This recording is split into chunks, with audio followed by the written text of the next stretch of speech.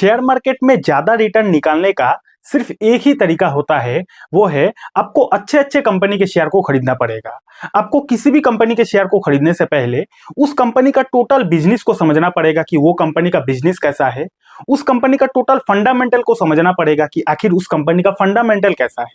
ठीक है, लेकिन समस्या ये है कि आखिर कैसे किसी भी कंपनी का फंडामेंटल एनालिसिस किया जाता है, कैसे पता करें कि वो कंपनी का बिजनेस अच्छा है या फिर खराब है, ये एक बिगिनर कैसे पता करे। तो आप लोगों के लिए गुड न्यूज है, आज का ये वीडियो फंडामेंटल एनालिसिस का एक कंप्लीट फ्री कोर्स होने वाला है। इस वीडियो में आपको फंडामेंटल एनालिसिस का एक एक चीज बहुत ही बारीकी से समझने वाले हो, जैसे कि पीई रेशियो क्या होता है, पीबी रेशियो क्या होता है, face value, ROE ratio, market cap, book value, debt to equity ratio, हर एक चीज आपको स्टेप बाय स्टेप सीखने को मिलेगा बिल्कुल फ्री में। इस वीडियो से आपको काफी कुछ नॉलेज मिल सकता है, वीडियो को आपको एंड तक जरूर देखना चाहिए। तो चलिए करते हैं वीडियो की शुरुआत। तो सबसे पहले मार्केट कैप से शुरू करते हैं, एकदम बेसिक लेवल से सीखेंगे ताकि आपके दिमाग में एक भी कंफ्यूजन ना रहे। ठीक है, क्या होता है मार्केट कैप का डेफिनेशन? मार्केट कैप कोई भी कंपनी का कुल कीमत होती है जो उस कंपनी की टोटल शेयर्स की संख्या और उस कंपनी की शेयर्स का प्राइस को गुना किया जाता है। यानी कि मार्केट कैप का मतलब यह होता है कि उस कंपनी का टोटल कीमत कितना है, कितना रुपया आप दोगे तो वो पूरा का पूरा कंपनी आपका हो जाएगा। उसी टोटल कीमत को बोला जाता है उस कंपनी का मार्केट कैप। कहने का मतलब यह है, मार्केट कैप का फॉर्मूला यह होता है कि टोटल नंबर ऑफ शेयर, यानी कि उस कंपनी का शेयर बाजार में आखिर कितना टोटल शेयर है, शेयर का क्वांटिटी कितना है, उसके साथ इंटू किया जाता है करंट शेयर प्राइस, यानी कि उस कंपनी का अभी के टाइम पे करंट शेयर प्राइस कितना चल रहा है। इन दोनों को गुना करने के बाद जो भी अमाउंट निकल कर आता है उसी को बोला जाता है उस कंपनी का मार्केट कैप। और थोड़ा डिटेल में समझते हैं। मान लीजिए एक एबीसी नाम का कंपनी है। अब इस एबीसी नाम का कंपनी का टोटल मार्केट में शेयर है 100 करोड़, यानी कि 100 करोड़ शेयर इस एबीसी नाम का कंपनी ने मार्केट में बेचा है। 100 करोड़ शेयर है। अब इसके साथ अगर इंटू किया जाए करेंट शेयर प्राइस को, अब ये 100 करोड़ शेयर इस कंपनी ने तो बेचा है, लेकिन अभी के टाइम पे इस कंपनी का एक शेयर का कीमत कितना है। तो फॉर एग्जांपल समझ लेते हैं कि अभी के टाइम पे इस कंपनी का पर शेयर का कीमत है 100 रुपया। एक शेयर खरीदोगे आपको 100 रुपया देना पड़ेगा। तो total number of share into current share price अगर गुना किया जाए तो आंसर क्या निकलेगा? 1000 करोड़। अब ये जो 1000 करोड़ निकला ना, ये इस कंपनी का मार्केट कैप हो गया। यानी कि इस कंपनी का टोटल साइज है 1000 करोड़। अगर कोई 1000 करोड़ रुपया देगा तो ये कंपनी को वो बंदा खरीद सकता है। क्लियर हो गया बात? Total number of share into current share price, ये दोनों को इंटू करने के बाद जो भी अमाउंट आता है उसी को बोला जाता है उस पर्टिकुलर कंपनी का मार्केट कैप। हो गया क्लियर? नेक्स्ट, लार्ज कैप किसको बोला जाता है? अब किसी भी कंपनी का मार्केट कैप अगर 20,000 करोड़ से ज्यादा हो तो उस वैसे टाइप की कंपनी को बोला जाता है लार्ज कैप। लार्ज कैप यानी कि बड़ी साइज की कंपनी।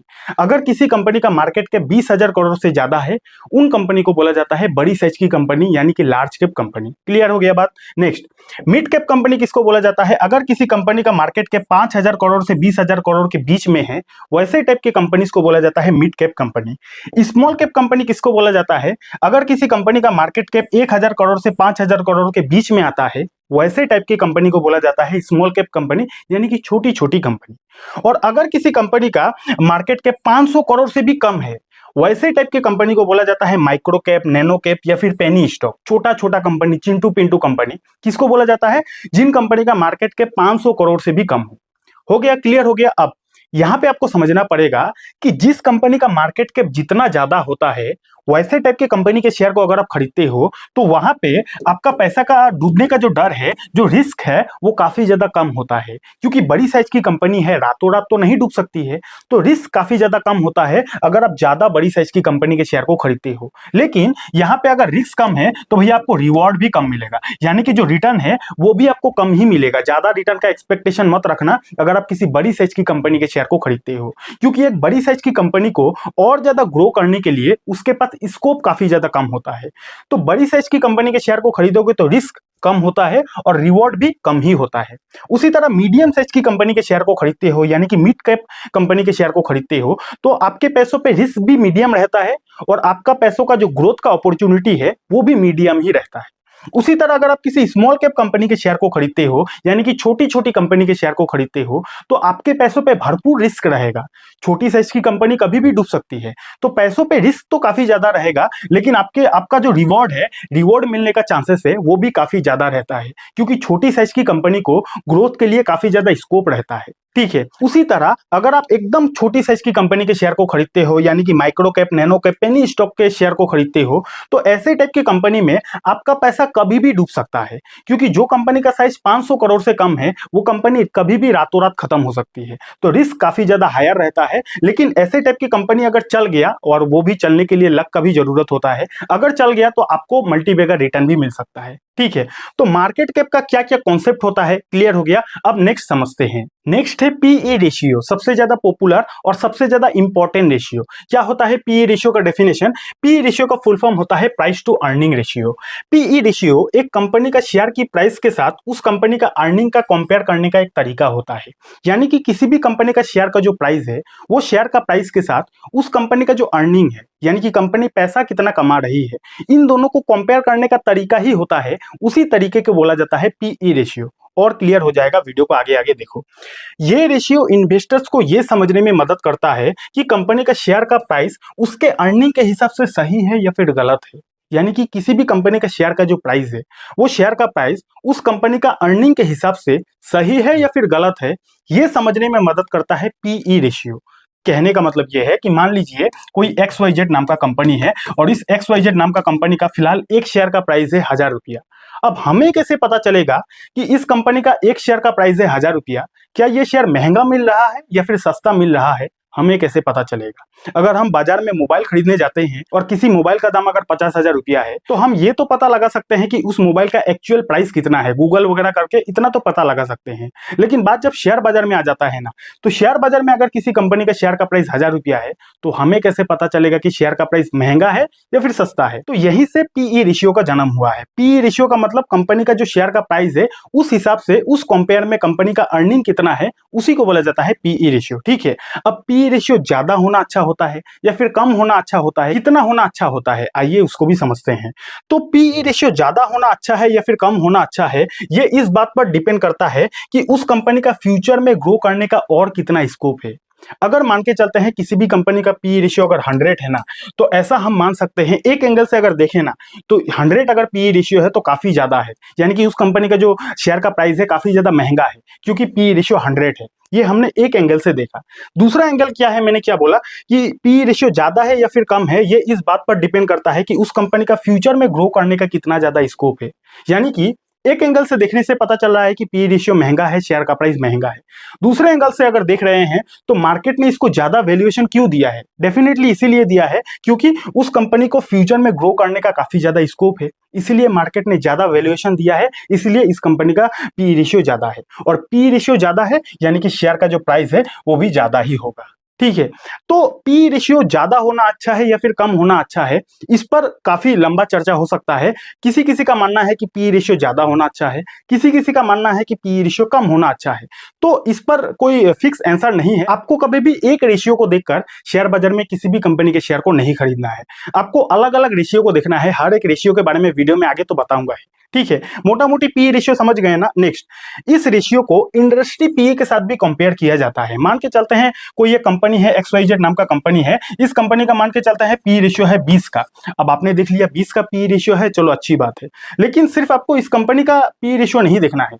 ये कंपनी जो बिजनेस कर रही है, वैसे टाइप के बिजनेस करने वाला बाकी जो कंपनीज है, उन सारे कंपनीज का एवरेज पी रेशियो को देखना है कि इस इंडस्ट्री का पी रेशियो कितना है। तो आपने देखा कि ये कंपनी जो बिजनेस कर रही है, वैसे टाइप का बाकी जो कंपनीज बिजनेस कर रही है, वो सारे कंपनीज का एवरेज पी रेशियो है 10 का, और इस कंपनी का पी रेशियो है 20 का।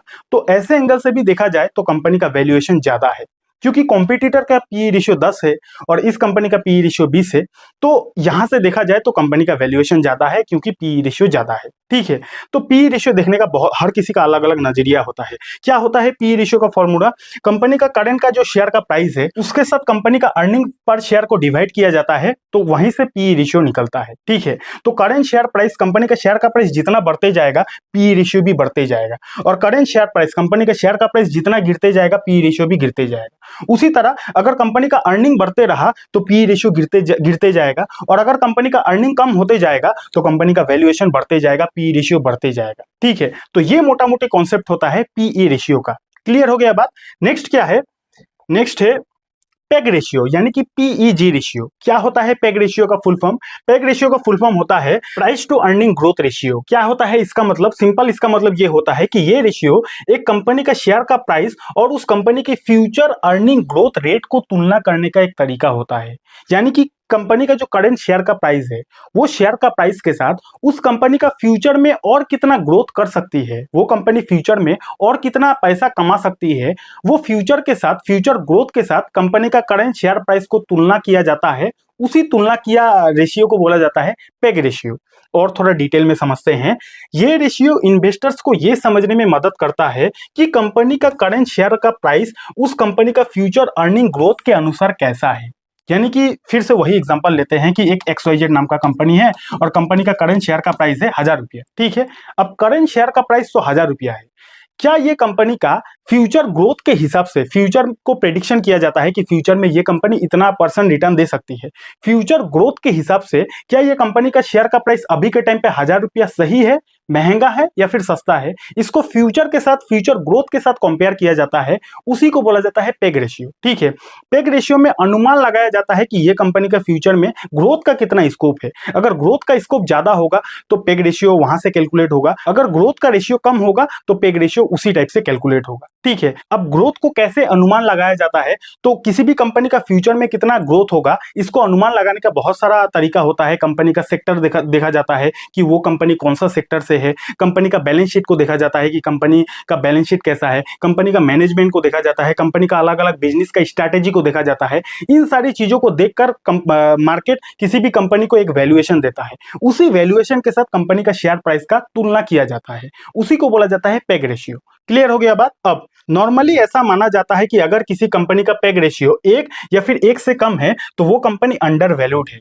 नॉर्मली ऐसा माना जाता है कि किसी भी कंपनी का पेग रेशियो, मान के चलते हैं कोई XYZ नाम का कंपनी है, उस कंपनी का अगर पेग रेशियो 1 है या फिर 1 से कम है तो उसको अंडर वैल्यूड माना जाता है। यानी कि अंडर वैल्यूड यानी कि वो कंपनी सस्ता मिल रहा है, ऐसा माना जाता है। और अगर किसी कंपनी का पी रेशियो 2 है, 3 है तो मोटा मोटी ऐसा माना जाता है कि वो कंपनी का शेयर का प्राइस अभी महंगा मिल रहा है। ठीक है, इसी को बोला जाता है पेग रेशियो। अगेन आपको बोल दूं, सिर्फ एक रेशियो को देखकर आपको डिसाइड नहीं करना है कि कंपनी का शेयर अच्छा है या फिर खराब है। अलग अलग चीजों को देखना है। जैसे फोन खरीदने जाते हो तो हर एक फीचर्स को देखते हो, उसी तरह शेयर बाजार में कोई कंपनी के शेयर को खरीदोगे तो आपको हर एक रेशियो को देखना पड़ेगा। सिर्फ पेग रेशियो अच्छा है तो खरीद लिया, पी रेशियो अच्छा है तो खरीद लिया, ऐसा जल्दबाजी नहीं करना है। ठीक है, नेक्स्ट क्या है?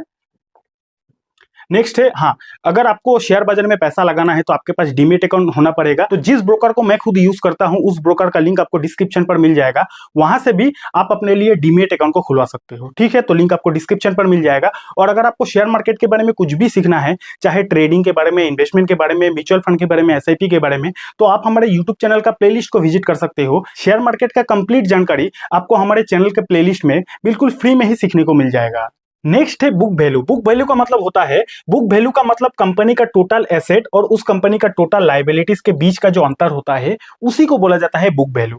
यानी कि किसी भी कंपनी का टोटल एसेट कितना है, एसेट का मतलब उस कंपनी का टोटल संपत्ति कितना है, कितना उस कंपनी का जमीन है, जायदाद है, उस कंपनी का टोटल फैक्ट्री की कीमत कितना है, टोटल उस कंपनी का एक तरफ संपत्ति और एक तरफ टोटल लायबिलिटी। लायबिलिटी का मतलब होता है कि कंपनी का देनदारी कितना है, कंपनी के अंदर कितना ज्यादा कर्ज है, कंपनी को कितना पैसा चुकाना है। एक तरफ कंपनी का टोटल संपत्ति, एक तरफ कंपनी को कितना पैसा चुकाना है, इन दोनों का बीच का जो अंतर है उसी को बोला जाता है बुक वैल्यू। ठीक है, इसका मतलब एग्जांपल के तौर पे अगर किसी कंपनी का टोटल एसेट 10 करोड़ रुपया है, यानी कि अगर किसी कंपनी का टोटल संपत्ति जो है वो 10 करोड़ है और टोटल लायबिलिटीज यानी कि कंपनी को देनदारी कितना है, टोटल लायबिलिटीज अगर 5 करोड़ रुपया है, तो इस कंडीशन में उस कंपनी का बुक वैल्यू होगा 5 करोड़ रुपया। यानी कि एक तरफ टोटल एसेट, टोटल संपत्ति, इतना कंपनी का संपत्ति है और इतना कंपनी का लायबिलिटी है, यानी कि इतना देनदारी बाकी है। दोनों को माइनस करने के बाद जो फिगर निकलेगा उसी को बोला जाता है बुक वैल्यू। क्लियर हो गया बात? बुक वैल्यू का फॉर्मूला क्या होता है कि total asset minus total liabilities और उसके बाद जो नंबर निकलेगा उसी को बोला जाता है बुक वैल्यू। अब बुक वैल्यू कितना होना अच्छा होता है, तो इसको आप ऐसे कंपेयर कीजिएगा कि मान के चलते हैं कोई एक कंपनी है जिस कंपनी का करंट जो शेयर का प्राइस है, वो शेयर का प्राइस है फॉर एग्जांपल 1000 रुपया, शेयर का प्राइस है 1000 रुपया और उस कंपनी का अगर बुक वैल्यू अगर उस कंपनी का बुक वैल्यू होगा, मान के चलते हैं एग्जांपल दे रहा हूं 500 रुपया, तो ऐसे केस में आप ये समझ सकते हो कि कंपनी का करंट शेयर का प्राइस है 1000 रुपया, एक शेयर का प्राइस है 1000 रुपया, और कंपनी का अगर बुक वैल्यू 500 रुपया होगा ना, तो अगर ये कंपनी रातों रात खत्म हो जाती है, डूब जाती है, किसी भी कारण कंपनी अगर डूब जाती है ना, तो बुक वैल्यू अगर 500 रुपया है तो आपको पर एक शेयर पर 500 रुपया मिलेगा। इसको आप ऐसे समझ सकते हो। अगर किसी कंपनी का शेयर का प्राइस 1000 रुपया है, अब आपके केस में शेयर का प्राइस कुछ भी हो सकता है, और अगर किसी कंपनी का बुक वैल्यू इतना है, तो आपको पर शेयर पर इतना रुपया मिलेगा। बस यही देखने के लिए बुक वैल्यू को बनाया गया है। समझ गए बुक वैल्यू क्या होता है। नेक्स्ट क्या है, नेक्स्ट है पीबी रेशियो। क्या होता है पीबी रेशियो का मतलब, पीबी रेशियो का फुल फॉर्म होता है प्राइस टू बुक वैल्यू। ये बुक वैल्यू देखने का ही तरीका होता है, यानी कि पीबी रेशियो का फॉर्मूला होता है शेयर का price divided by book value पर शेयर। यानी कि कंपनी का जो करंट शेयर का प्राइस है, मार्केट का जो करंट शेयर का प्राइस है, उसके साथ कंपनी का जो बुक वैल्यू है, बुक वैल्यू क्या होता है समझ लिया ना, total asset minus total liabilities. Current का शेयर का प्राइस, करंट शेयर प्राइस और बुक वैल्यू के साथ जो डिवाइड किया जाता है, डिवाइड करने के बाद जो नंबर निकलता है, उसी नंबर को बोला जाता है पीबी रेशियो। क्लियर हो गया बात। अब पीबी रेशियो इन्वेस्टर्स को यह समझने में मदद करता है कि कंपनी का शेयर का प्राइस और उस कंपनी का असली कीमत बुक वैल्यू के अनुसार कैसा है। यानी कि पीबी रेशियो कंपनी का करंट जो शेयर का प्राइस है उसके साथ कंपनी का जो असली कीमत है, जो असली बुक वैल्यू है, उसके साथ कंपेयर किया जाता है। ठीक है, क्लियर हो गया। अब आपके मन में एक डाउट होगा कि सर पीबी रेशियो ज्यादा होना अच्छा है या फिर कम होना अच्छा है, तो इसको आप अभी क्लियर हो जाएगा आपको। मान के चलते हैं कोई एक कंपनी का शेयर का प्राइस है 100 रुपया, 100 रुपया। अब पीबी रेशियो निकालने का क्या फॉर्मूला है, करंट शेयर का price divided by book value. अब कोई कंपनी का शेयर का प्राइस है 100 रुपया और मान के चलते हैं उस कंपनी का जो बुक वैल्यू है वो 50 रुपया है, तो इस कंडीशन में क्या निकलेगा, पीबी रेशियो 2 निकल जाएगा। तो ऐसे केस में पीबी रेशियो जितना ज्यादा होगा उतना उस कंपनी के लिए खराब है, और पीबी रेशियो जितना कम होगा उतना उस कंपनी के लिए अच्छा है। अब अगर उस कंपनी का करंट शेयर का प्राइस 100 रुपया होता और अगर बुक वैल्यू भी 100 रुपया होता, तो ऐसे केस में पीबी रेशियो कितना निकल जाता, 1 निकल जाता। तो कम होना पीबी रेशियो अच्छा माना जाता है। जितना ज्यादा पीबी रेशियो कम होगा उतना ज्यादा उस कंपनी के लिए अच्छा माना जाता है। नेक्स्ट है आरओई रेशियो। वैसे अगर आपको वीडियो अच्छा लग रहा है तो लाइक कर देना, और अगर आपको वीडियो समझ में आ रहा है तो नीचे कमेंट में बता सकते हो, और आपको नेक्स्ट वीडियो किस टॉपिक पर चाहिए वो भी कमेंट में बता देना। ठीक है, क्या होता है आरओई रेशियो। आरओई रेशियो का फुल फॉर्म होता है रिटर्न ऑन इक्विटी रेशियो। इसके नाम से ही थोड़ा थोड़ा समझ में आ रहा है कि इस रेशियो का मतलब क्या हो सकता है। इस रेशियो का मतलब होता है कि कंपनी ने जो अपना इक्विटी शेयर को बेचा है, उस इक्विटी शेयर के ऊपर कंपनी कितना प्रॉफिट कर रही है, मतलब कि कंपनी अपने शेयर होल्डर को कितना मुनाफा कमाकर दे रही है, उसी को बोला जाता है आरओई रेशियो। मतलब कि आरओई रेशियो का मतलब ये होता है कि कंपनी ने जो शेयर बाजार में अपने शेयर को लिस्ट किया, अब शेयर को अगर लिस्ट किया तो शेयर बेचा होगा ना, तो वो जो कंपनी ने अपने शेयर को बेचा यानी कि कंपनी ने अपना इक्विटी को बेचा। तो कंपनी ने जो अपना इक्विटी को बेचा, उस बेसिस पर कंपनी अपने शेयर होल्डर को कितना % रिटर्न कमाकर दे रही है, उसी रिटर्न को बोला जाता है आरओई रेशियो। कंपनी ने शेयर को बेचा, उस शेयर के ऊपर कंपनी अपने शेयर होल्डर को कितना पैसा कमा कर दे रही है, उसी को बोला जाता है आरओई रेशियो। अब इससे आसान भाषा में मैं नहीं समझा सकता। ठीक है, आरओई रेशियो समझ गए। अब कितना % आरओई रेशियो होना अच्छा होता है, तो आरओई रेशियो नॉर्मली 15 या 20% से अगर ज्यादा है तो उसको अच्छा माना जाता है। ठीक है, इसी को बोला जाता है आरओई रेशियो। नेक्स्ट क्या है, नेक्स्ट है आरओसीई रेशियो। आरओसीई रेशियो का फुल फॉर्म होता है रिटर्न ऑन कैपिटल एम्प्लॉयड। इसका सिंपल सा मीनिंग ये होता है कि इस रेशियो का सिंपल मतलब ये होता है कि कंपनी ने जो अपना इक्विटी शेयर को बेचा प्लस कंपनी ने बाकी जगहों से जो पैसा उठाया है, उन सब के बेसिस पर कंपनी कितना प्रॉफिट कमा रही है। एक तरफ तो कंपनी ने अपना इक्विटी को बेचा, इक्विटी यानी कि कंपनी ने जो अपना शेयर को बेचा, प्लस कंपनी अलग अलग जगह से जो लोन लिया है, पैसा उठाया है, इन दोनों के बेसिस पर कंपनी कितना पैसा कमा कर दे रही है, कितना कंपनी रिटर्न कमा कर दे रही है, उसी को बोला जाता है आरओसीई रेशियो। क्लियर हो गया बात। अब कितना % आरओसीई रेशियो होना अच्छा होता है, तो नॉर्मली ऐसा कहा जाता है कि ये रेशियो नॉर्मली 15 या 20% से ज्यादा होना अच्छा माना जाता है। यानी कि अगर आरओसीई रेशियो 15% है, 20% है, इससे ज्यादा है, तो इसका मतलब कंपनी पैसा तो भैया कमा रही है। क्लियर हो गया बात। तो आरओई रेशियो, आरओसीई रेशियो क्या होता है समझ गए। नेक्स्ट क्या है, डिविडेंड। डिविडेंड एक कंपनी द्वारा अपने शेयर होल्डर्स को दिए जाने वाले प्रॉफिट का हिस्सा होता है, और ये हिस्सा कंपनी का फाइनेंशियल स्थिति पर निर्भर रहता है। डिविडेंड का सिंपल सा मीनिंग ये है कि अगर आप कोई कंपनी के शेयर को खरीदते हो ना, तो वो कंपनी अगर चाहे तो अपने शेयर होल्डर को, यानी जो जो लोगों ने उस कंपनी के शेयर को खरीदा है, वो कंपनी अगर चाहे तो बीच बीच में वो कंपनी डिविडेंड दे सकती है। डिविडेंड का मतलब लाभांश, लाभांश का मतलब कंपनी जो पैसा कमा रही है उसका थोड़ा बहुत प्रॉफिट का हिस्सा कंपनी खुशी खुशी अपने शेयर होल्डर को कभी कभी देती है, उसी को बोला जाता है डिविडेंड। ठीक है, और ये जो डिविडेंड होता है ना, यानी कि कंपनी जो बीच बीच में अपने शेयर होल्डर को डायरेक्ट बैंक अकाउंट में पैसा भेजती है, ये कोई कंपलसरी नहीं है कि कंपनी को देना ही पड़ेगा।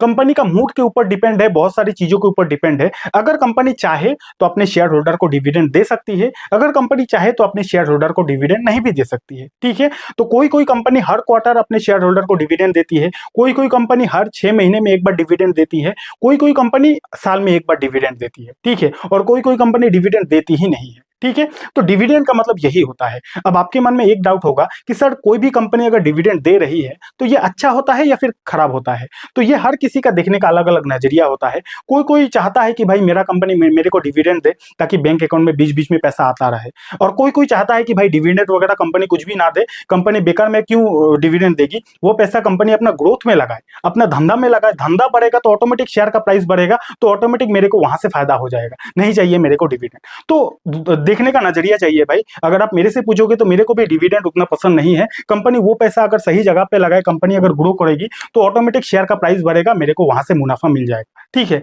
तो इसको बोला जाता है डिविडेंड। नेक्स्ट क्या है?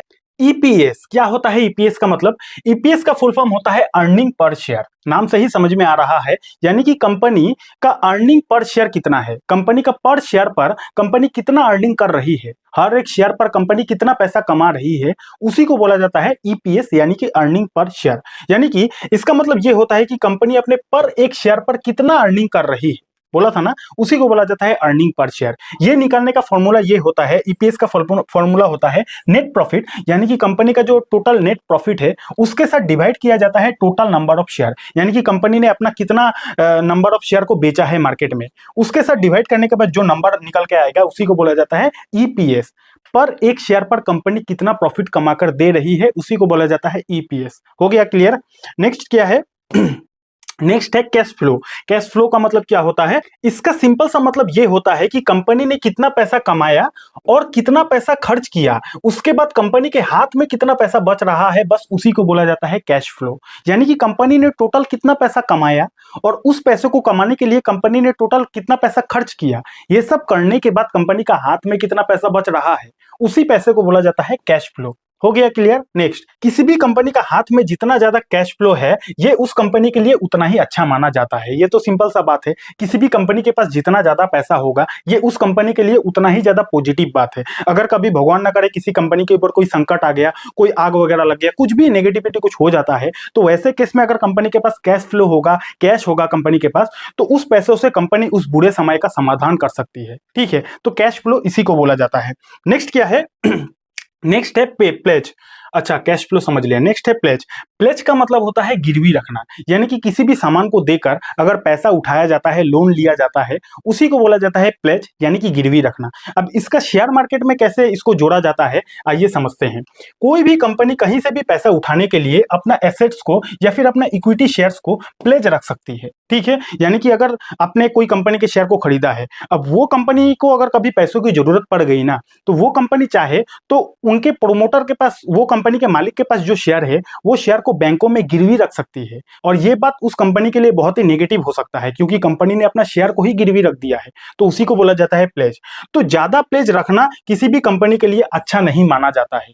तो कोई भी कंपनी के शेयर को खरीदने से पहले आपको प्लेज देखना है कि उस कंपनी का प्रोमोटर ने कहीं अपना हिस्सेदारी को ज्यादा गिरवी तो नहीं रख दिया है। अगर प्रोमोटर ने अपनी हिस्सेदारी को ज्यादा ही गिरवी रख दिया है तो ये उस कंपनी के लिए काफी ज्यादा नेगेटिव होता है। ठीक है, नेक्स्ट क्या है? नेक्स्ट है ओपीएम, यानी कि इसका मतलब होता है ऑपरेटिंग प्रॉफिट मार्जिन। ओपीएम का फुल फॉर्म होता है ऑपरेटिंग प्रॉफिट मार्जिन।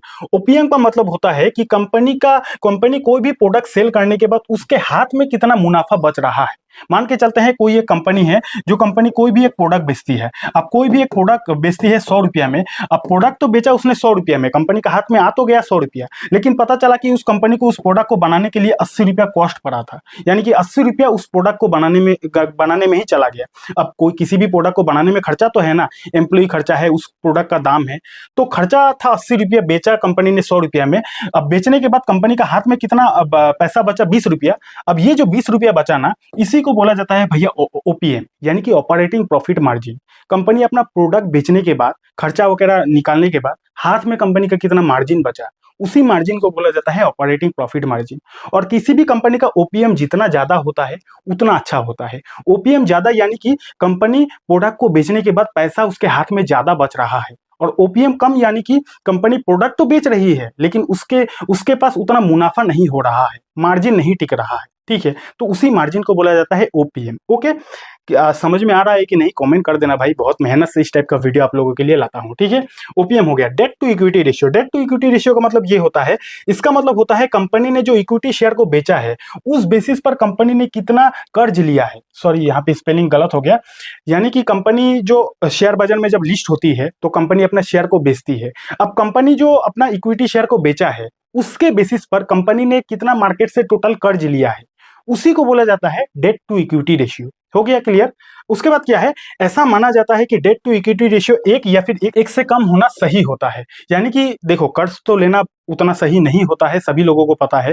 तो ऐसा माना जाता है कि ये जो डेट टू इक्विटी रेशियो है, ये 1 या फिर 1 से अगर कम है तो उसको अच्छा माना जाता है। और डेट टू इक्विटी रेशियो अगर 1 है, 2 है, 3 है, यानी कि 1 से ज्यादा है, 2 है, 3 है, 4 है, तो उसको काफी ज्यादा रिस्की माना जाता है। ठीक है, तो जितना ज्यादा अगर कंपनी के अंदर कर्ज होगा उतना ही ज्यादा उस कंपनी का डूबने का डर भी होता है। इसलिए डेट टू इक्विटी रेशियो आपको जरूर से जरूर चेक करना चाहिए। ठीक है, क्या होता है debt to equity ratio? Company ने जो अपना शेयर को बेचा है उसके बेसिस पर कंपनी ने कितना कर्ज लिया है, उसी को बोला जाता है debt to equity ratio. Next है शेयर होल्डिंग पैटर्न। इसका मतलब क्या होता है? सिंपल, इसका मतलब ये होता है कि कंपनी का जो शेयर्स है वो किन किन लोगों के पास है, उसी को बोला जाता है शेयर होल्डिंग पैटर्न। और किसी भी कंपनी का जो शेयर है वो इन लोगों के पास रह सकता है, प्रोमोटर के पास रह सकता है। प्रोमोटर यानी कि कंपनी का जो मालिक है, कंपनी को जो जिसने शुरू किया था उनको प्रोमोटर बोला जाता है, इनके पास कंपनी का शेयर हो सकता है। एफआईएस के पास यानी कि फॉरेन इंस्टीट्यूशन इन्वेस्टर, जो बाहर के विदेशी इन्वेस्टर है, उनके पास कंपनी का शेयर हो सकता है। डीआईएस यानी कि डोमेस्टिक इंस्टीट्यूशन इन्वेस्टर, जो हमारे देश का ही डोमेस्टिक बड़े बड़े इन्वेस्टर है, उनको डीआईएस बोला जाता है, इनके पास भी किसी भी कंपनी का शेयर हो सकता है। उसके बाद होता है रिटेलर्स, यानी कि आम जनता, आम पब्लिक, मेरे जैसे आपके जैसे आम पब्लिक के पास भी कंपनी का शेयर हो सकता है। एंड आखिरी होता है गवर्नमेंट। गवर्नमेंट भी कोई कोई कंपनी के शेयर में इन्वेस्ट करती है, तो उनके पास भी कंपनी का शेयर हो सकता है। तो शेयर होल्डिंग पैटर्न यानी कि कंपनी का जो शेयर है वो किन किन लोगों के पास है, तो promoter, FIS, DIIs, retailers, government, ये लोग कंपनी के शेयर को खरीद सकता है। अब यहां से ध्यान से समझिएगा, किसी भी कंपनी का जो शेयर होल्डिंग पैटर्न है उसमें प्रोमोटर, एफआईएस, डीआईएस, ये 3 लोगों का अगर हिस्सेदारी ज्यादा है तो उसको अच्छा माना जाता है। क्योंकि ये जो 3 लोग हैं, यही 3 लोग मेन लोग होता है। एक कंपनी का मालिक, एक एफआईएस बड़े बड़े इन्वेस्टर, एक डीआईएस यानी कि घर का डोमेस्टिक बड़े बड़े इन्वेस्टर। ये लोग काफी ज्यादा एक्सपर्ट होते हैं। अगर इनके पास कंपनी का ज्यादा % हिस्सेदारी है तो ये उस कंपनी के लिए काफी पॉजिटिव माना जाता है। हो गया क्लियर? नेक्स्ट क्या है, लायबिलिटी। लायबिलिटी का सिंपल सा मतलब ये होता है कि कंपनी की कितनी देनदारी बाकी है जो कि कंपनी को चुकाना है। लायबिलिटी समझते हो ना, यानी कि कंपनी को कितना देनदारी बाकी है, कंपनी को कितना पैसा चुकाना है, उसी को बोला जाता है लायबिलिटी। और किसी भी कंपनी का लायबिलिटी जितना ज्यादा कम होगा उतना अच्छा माना जाता है। अगर किसी कंपनी का लायबिलिटी दिन पर दिन बढ़ते ही जा रहा है, ये उस कंपनी के लिए काफी नेगेटिव माना जाता है। लायबिलिटी बहुत सारे तरह का हो सकता है, या तो कंपनी ने काफी ज्यादा लोन ले लिया है, बैंकों से काफी ज्यादा पैसा उठाया है, तो वो भी, उसको भी लायबिलिटी बोला जाता है। अगर कंपनी ने प्लेज रखा है, गिरवी रखा है अपने शेयर को, अपने जमीन जायदाद को, उसको भी लायबिलिटी बोला जाता है, क्योंकि ये सारा चीज कंपनी को चुकाना है ना। अगर कंपनी को किसी नोटिस अमाउंट आया है, यानी कि सरकार ने जीएसटी का नोटिस दे दिया है, इनकम टैक्स का नोटिस दे दिया है, तो उसको भी कंपनी को चुकाना है, वो भी लायबिलिटी में आएगा। अगर किसी कंपनी के ऊपर कोई फाइन वगैरह है तो वो भी लायबिलिटी में आएगा। अगर कंपनी का कोई रेंट वगैरह होगा वो भी लायबिलिटी में आएगा, सैलरी वगैरह, ये सारा चीज को लायबिलिटी बोला जाता है। तो किसी भी कंपनी का अगर लायबिलिटी दिन पर दिन बढ़ते ही जा रहा है और उस कंपनी का प्रॉफिट दिन पर दिन गिरते ही जा रहा है, तो ऐसे कंडीशन में आपको डर जाना चाहिए। ठीक है, तो आशा करता हूँ इस वीडियो में फंडामेंटल एनालिसिस का कंप्लीट नॉलेज आपको मिल गया होगा। अगर अच्छा लगा होगा तो भैया आपका कमेंट चाहिए। आपका कमेंट के ही वजह से मैं इस तरीके का नॉलेज वाला वीडियो अपने चैनल पर लाता रहता हूँ। ठीक है, कमेंट कीजिएगा। और अगर आपको इसी तरीके से आसान भाषा में ट्रेडिंग को भी सीखना है कि क्या होता है ट्रेडिंग, ट्रेडिंग में कैसे शुरुआत किया जाता है, कैसे ट्रेडिंग में पैसा कमाया जाता है, अगर आपको डिटेल में सीखना है ना, तो यहाँ पे क्लिक करके इस वीडियो को देख लेना। और अगर आपके पास डीमैट अकाउंट नहीं है, डीमैट अकाउंट का लिंक आपको डिस्क्रिप्शन पर मिल जाएगा। बहुत बहुत धन्यवाद।